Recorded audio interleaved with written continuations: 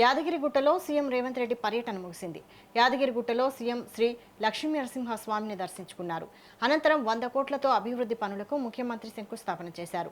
43.80 కోట్లతో నిర్మించనున్న వేద పాఠశాలకు రేవంత్ శంకుస్థాపన చేశారు.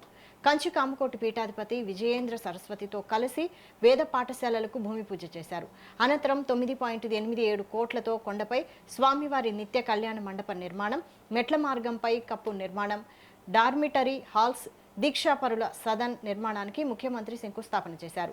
ఈ కార్యక్రమంలో మంత్రులు కొండా సురేఖ, కోమటిరెడ్డి వెంకటరెడ్డి, ఎంపీ చామల కిరణ్ కుమార్ రెడ్డి, ప్రజాప్రతినిధులు పాల్గొన్నారు.